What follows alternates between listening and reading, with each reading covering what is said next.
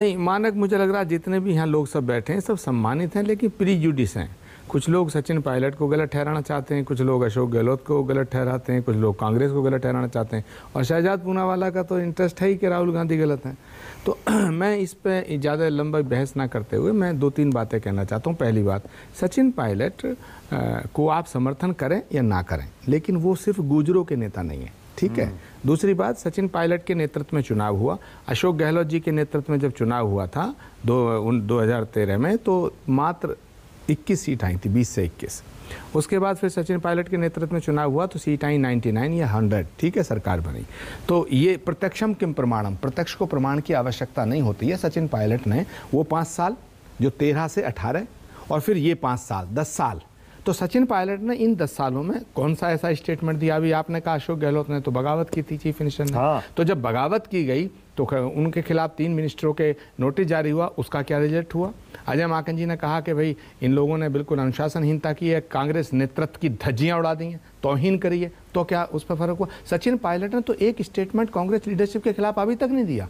अब सवाल उठता है कि वो कहाँ जाएंगे, क्या करेंगे, क्या करना चाहिए। अभी पंकज जी कह रहे थे कि भाई मैं उन्हें सलाह दूँ, वो ठीक है, वो इतने सीनियर लीडर हैं, मुझसे कहाँ सलाह लेंगे? मैं जिन्हें सलाह देता हूँ, बहुत से लोगों को मैं सलाह देता हूँ, तो कभी कभी सलाह मान भी लेते हैं, कभी कभी नहीं मानते।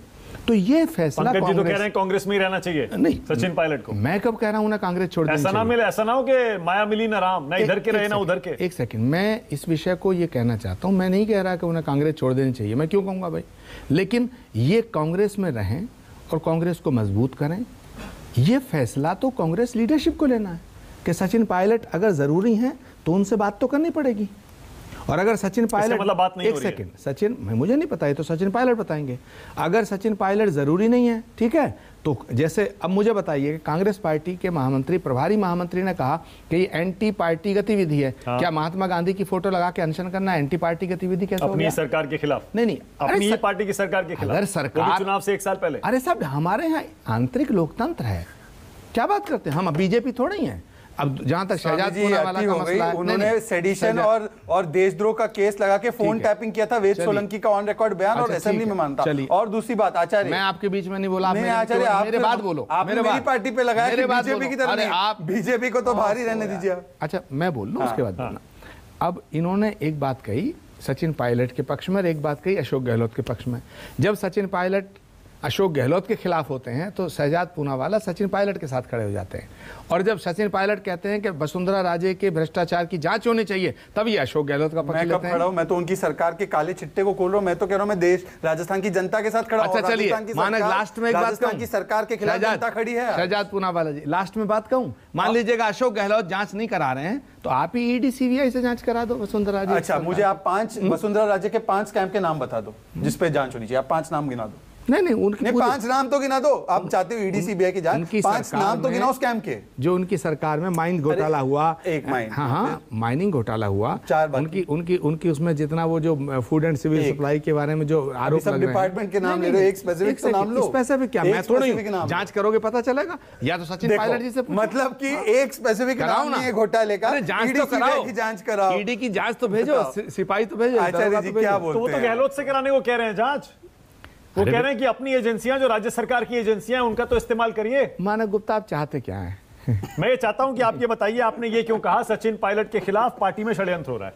कौन कर रहा है षड्यंत्र, बताइए। अच्छा, मैं एक सवाल पूछ लूं आचार्य? हाँ, पूछिए ना। आचार्य जी, क्या सचिन पायलट जी ने भी ये कहा था कि जादूगरी से पेपर लीक हो रहे हैं, तिजोरियों से चाबी निकलती है, पेपर निकलते लीक होते हैं? क्या 14 पेपर लीक हुए अशोक गहलोत जी के जमाने में?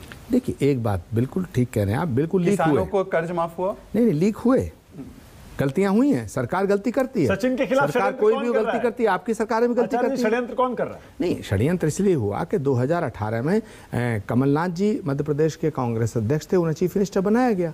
छत्तीसगढ़ में भूपेश बघेल को बनाया गया, पंजाब में अमरिंदर सिंह को बनाया गया, लेकिन केवल एक सचिन पायलट ऐसे थे जो उनके नेतृत्व में चुनाव हुआ, वो पीसीसी चीफ थे और उन्हें चीफ मिनिस्टर नहीं बनाया गया। ये आप पहले भी कह चुके हैं। क्या अभी नहीं, क्या ये नहीं तो क्यों नहीं बनाया गया? क्या उनका हक नहीं था? राजस्थान की जनता ने जब उन्हें नहीं 21 से 100 सीट दी। क्या अभी भी वक्त है आचार्य जी? बिल्कुल वक्त है, हर वक्त है राजनीति में। क्या अभी भी वक्त है? सचिन पायलट को मुख्यमंत्री बनाया जाना चाहिए। मैं कांग्रेस नेतृत्व से आग्रह करना चाहूंगा कि अशोक गहलोत जी और सचिन पायलट जी दोनों को बुलाएं, यहाँ बैठाएं और इस समस्या का समाधान करें। यदि दोनों मिलकर के चुनाव में जाते हैं तो हम दोबारा सरकार बनाएंगे, कांग्रेस पार्टी दोबारा सरकार बना सकती है, और अगर ऐसा नहीं होगा तो नुकसान होगा, फिर सरकार बनना नहीं, एक मुश्किल है। सेकंड, एक नुकसान बात होगा, पूछ सकता हूं? भारी नुकसान तो होगा। आपने कहा दोनों साथ में जाएंगे तो सरकार बन सकती है। अशोक गहलोत जी की सरकार ने अच्छा काम किया आपके हिसाब से? नहीं, राजनीति में कोई काम अच्छा होता है, सरकारें सब अच्छा काम नहीं करती हैं, सबकी सरकार अच्छा भी करती है, बुरा भी मानने को करती है। तैयार नहीं, 4.5 अरे साल में भाई, अच्छा काम हम हुआ है, झूठ नहीं बोलते ना। कांग्रेस ही है, हम झूठ नहीं तो बोलते आप ना। जनता की